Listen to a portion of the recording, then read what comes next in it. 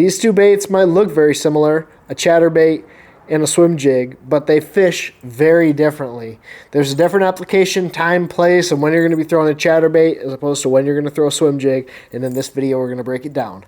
Let's dive into this thing. Now, it's been a very interesting start to the 2025 season.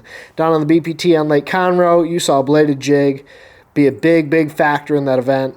A lot of guys were throwing this bait on days 1 and 2 of that tournament, and it ended up being a big component to those guys having a successful tournament down there. And then you saw a swim jig play a major role in Bill Lowen's win down on the St. Johns River in the Bassmaster Elite Series. Both of these baits are very deadly when it comes to catching big bass, but they fish entirely differently in different areas of your body of water, and I want to break that down in today's video. Now, if you guys don't know who I am, my name is Benjamin Nowak, and this channel is dedicated to teaching you about bass fishing, taking you on the water for my trips, and teaching you tips about baits like chatterbaits and swim jigs to help you have more success on the water. So if you're not already subscribed, I would really encourage you guys to go down there and hit that subscribe button, because it will let you know when I post more videos just like this one. But without further ado, let's dive into the differences between a chatterbait and a swim jig. So before we dive into the differences between a bladed jig and a swim jig, let's start to talk about where these baits are similar. And really the biggest similarity is that they're moving baits with a skirt and some sort of trailer on the back. They are baits that you are able to cover a lot of water with. You can cast out, and with minimal action in the rod or with minimal real user input, you can trigger fish to bite on these two presentations. They're great baits to cover water with. They're great baits to fish around grass. And for the most part, these baits will get bit without any real user input. Now, obviously, as you start to learn more about the baits and what we're going to talk about in today's video, the differences in each of these lures, you can start to utilize these baits in the right situation to trigger more fish to bite, and in some cases, save you some more lures. So the first and biggest difference between these two, and probably the most obvious difference, is the action that these baits have on a straight retrieve. On a straight retrieve with a bladed jig, a chatterbait, a vibrating jig, we'll have a chatter or vibration coming through the water. That blade will rock back and forth. It will cause this bait to dance and hunt side to side because that blade is vibrating as it comes back through the water. It creates a lot of commotion. It's great for triggering a reaction bite from these fish, and it causes a lot of commotion naturally because of the design of the lure. As opposed to a swim jig, which with no user input and just straight retrieve back through the water, will just swim straight. The only real action that you're going to get out of a swim jig on a straight retrieve is based on the style of trailer that you put on the back. A swim bait trailer is going to have a side-to-side kicking motion. A crossed-out trailer like you have right here is going to have that flapping action, or you can have virtually no action if you put a different style of trailer on the back of a swim jig. So the only action that you're going to get out of this bait on a straight retrieve is based on the trailer of this bait, as opposed to the bladed jig, which, hence the name, vibrating jig, chatterbait, or bladed jig, that action is coming from the blade on the front of that lure. So that point number one, and the fact that these baits are different based on their action, really is no surprise. But as we move into point number two, when we talk about the type of bite that you're going to get on these lures, that is where these baits start to differentiate each other. The bladed jig, the vibrating jig, the chatterbait is going to be more of a reactionary style bite. Yes, you can just straight retrieve this bait back through the water column and they're going to come up and eat it. But most of the bites that you're going to get on a bladed jig are a reaction bite. When this bait is in the grass or on the bottom and you move that bait, you trigger that fish to come up and reactionarily bite the lure itself. Okay, so the bladed jig is very much a reaction bait bite. It's best when fish are on grass or open water with a varied retrieve. When you get hung up in that grass and you pop it free, that's when a lot of your bites are going to come on this lure. You can actually take this bait too, cast it out, let it get to bottom, and yo-yo it back like you would a lipless crankbait, or you can fish it along the bottom like a jig, but the difference being that when you go to lift this bait, it's actually going to have a chatter, vibration on the fall and on the lift. So that's one thing that is very unique about this bait that will help you get bites because of that reaction style triggering action of the lure. As opposed to your swim jig, which has virtually no action. This is a bait that is more so based on putting it in places that other lures can't go. If you look how Bill Lowen won that tournament on the St. John's, he was putting a swim jig back up in heavy laydowns, back up in heavy grass mats. These areas that you couldn't fish a bladed jig very effectively, you can put this swim jig and present it in a way that triggers or draws those fish to bite this bait. It is not very much so a reaction style bite. It's more so a bite when those fish are feeding and you can get them to come up and actually look at your lure and eat.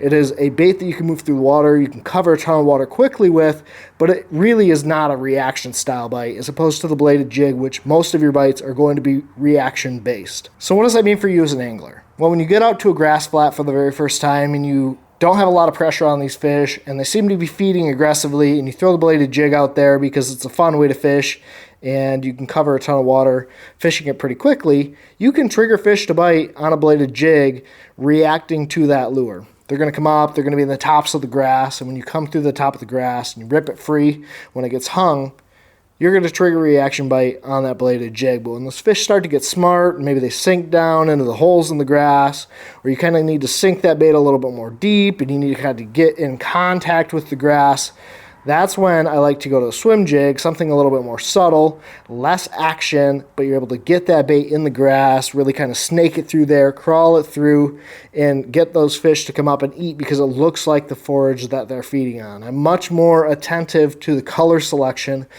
when I'm choosing a swim jig than I am when I'm choosing a bladed jig, where I really just need to get that fish's attention. And finally, this is where I think these baits separate themselves the most, and most anglers start to maybe have some issues when choosing when to fish a bladed jig versus a swim jig, is the cover that you're going to fish these baits around. I got the question in the last video where I was fishing a swim jig like this. Why did I choose this over choosing a chatterbait? And for me, the biggest thing is my ability to fish it around this shallow wood without getting hung up. I can literally cast it right next to this wood, and as long as I'm careful, I won't hang this hook point. If I were to throw a chatterbait around the same area, there's a good chance I would hang up a lot. There's no weed guard on a chatterbait. There's no really effective way to keep a chatterbait from getting hung up. This to me is the most important critical decision on when I'm going to be throwing a bladed jig versus when I throw a swim jig, is what type of cover am I fishing and what mood are those fish in.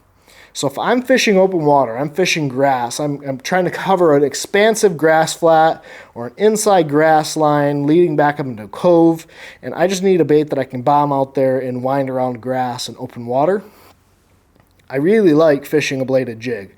It allows me to just kind of turn the handle, mindlessly fish, maybe to give it a couple reel snaps or rod snaps to get this bait moving and dancing through the water. This is a bait to really cover water with and trigger aggressive fish to bite. It's a great bait to cover water with, or if you get on those bites where fish might sink down towards the bottom and you have sparse cover, sparse grass, sparse stumps, you can fish a bladed jig really effectively on the bottom. But it's not a great bait when the cover is really thick. You're fishing around heavy grass. When I talk about heavy grass, I'm talking about pad stems, I'm talking about like those reeds, your bullwhips, those really thick, heavy grass that will want to snag on a lot of lures. This is not a great place to throw a bladed jig.